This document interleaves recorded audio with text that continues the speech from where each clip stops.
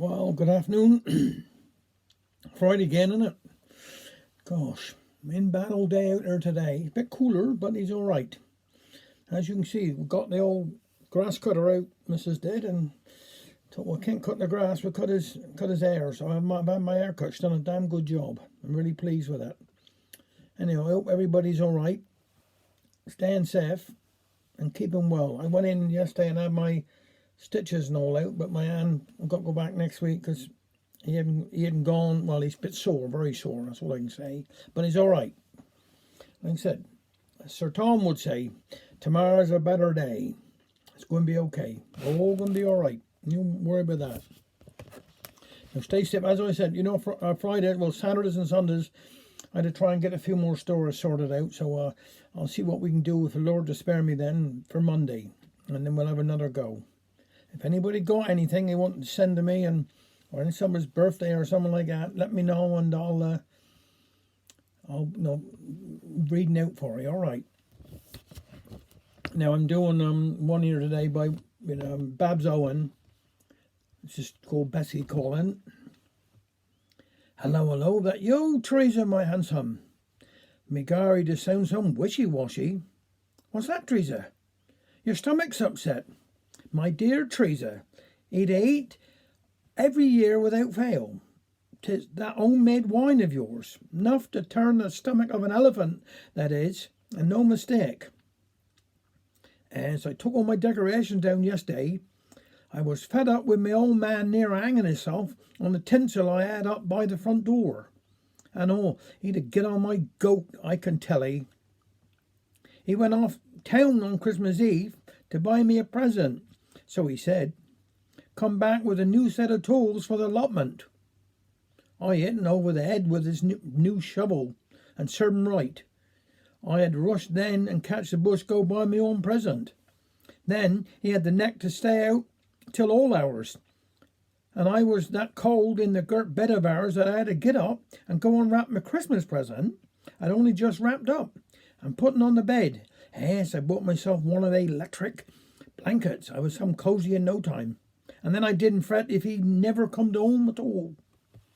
Mind, I got telly, Teresa.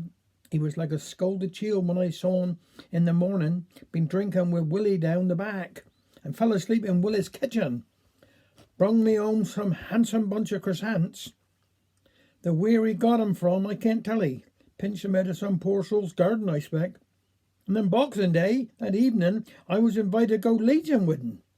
I wore my best black coat and that fancy hat I had for our Jenna's wedding. We had Carol singing and I won a box of chocolates in the raffle, and my old man was on his best behaviour. Laugh, 'twas as good as pictures show to see his face. My gar, 'tis like Troytown here, and it's past the evening on. See again. Another little poem from David Prowse. Said Jan, I shan't be going to the Royal Como show. I had a slight embarrassment there many years ago. See, I met this widow woman, and for reasons vague to me, she rolled her eyes all sexy like and asked me round for tea. She had a drop of royal blood back somewhere down the line, and a snooty way of talking, and her name was Blanche Devine. Her clothes were fine and fancy, from her high heels to her top. She had more fur and feathers than a taxidermist shop. Well, we had this tea at her place, all volleybonts and trade. You couldn't drink out your saucer for the mess you might have made.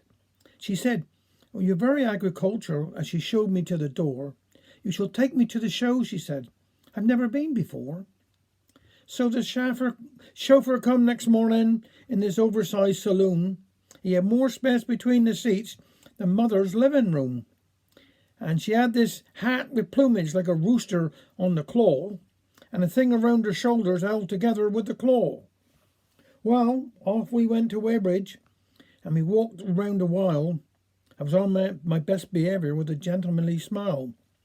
I walked in all the puddles just to leave her in the dry, and every time she spoke I'd say, how splendid, in reply. So grand was my performance, and so impressed was she, I had visions of a knighthood or a castle by the sea. Then we reached the poultry section, and I lost her in the queue. Well, with all her plumes and feathers, 'twas a foolish thing to do. It took an hour to find her, but I wish I'd never had. This was when the situation went from promising to bad.